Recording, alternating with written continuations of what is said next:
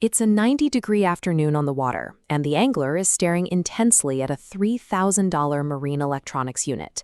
A thick, glowing red crescent appears prominently on the digital display, holding perfectly still at 40 feet down. To the person holding the fishing rod, that specific shape and size means exactly one thing: a massive, trophy-sized bass suspended in the deep, cool water. But the screen is lying. During the peak of summer, it is physically and biologically impossible for a bass to survive at that depth. To understand why that glowing arch is a ghost, we have to look past the pixels and drop directly into the lake's hidden thermal architecture. From above, the lake appears as a single uniform body of water stretching toward the shoreline. As soon as we break the surface, that uniformity disappears. The first 15 feet make up a warm, brilliantly lit layer. Limnologists call this upper layer the Epilimnion. It is entirely exposed to the elements, constantly churned and mixed by wind and surface waves. Because this water is in constant physical contact with the atmosphere, it traps and holds large amounts of dissolved oxygen. This steady supply of oxygen makes the Epilimnion the primary engine of life in the lake, providing the chemical conditions apex predators require to hunt. Yet this hospitable zone is remarkably shallow.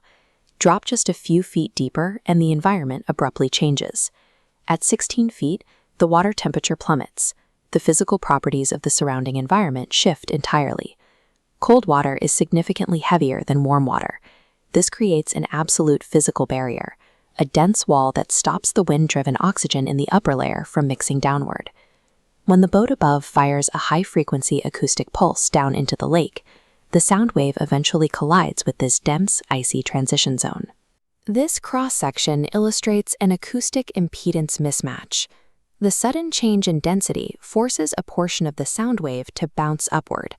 The hole's receiver translates this echo onto the screen as horizontal clutter, a layer of static that looks exactly like the lake bottom.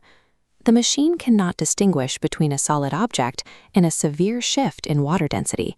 It draws a shape, and the angler above operates completely blind to the actual environment below. Pushing past that shimmering gradient, we enter the deepest part of the lake. Here, the water is utterly motionless, isolated from the sun and atmosphere. This is the Hypolimnion. No photosynthesis occurs. The chemistry of this zone is dictated by decay. Dead algae and organic matter constantly rain down from the surface. As bacteria break down this material, they consume whatever oxygen remains in the deep water. Because the density barrier prevents new air from mixing down, the bacteria eventually strip the water bare. Dissolved oxygen levels flatline to absolute zero. This creates a lethal biological trap known as the temperature oxygen squeeze. As the summer sun heats the surface to uncomfortable levels, fish instinctively dive deeper to find cooler water. Any bass that swims through the density barrier won't find a sanctuary. In this oxygen-starved zone, it will suffocate in a matter of minutes. Which brings us back to that depth of 40 feet, deep inside the pitch-black abyss. If no living fish can survive at this depth in August, what exactly did the acoustic ping hit? The object resting in the muck is a heavy, waterlogged section of a rotting tree trunk. In this model, the sonar wave hits the dense wood. Traveling upward through severe temperature gradients, the returning acoustic signal bends and refracts. The surface software receives this distorted echo. Relying on simple algorithms, it plots a perfect, glowing red arch on the display.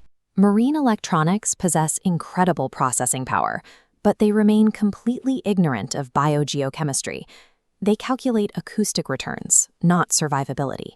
Relying strictly on the screen leads directly into a trap.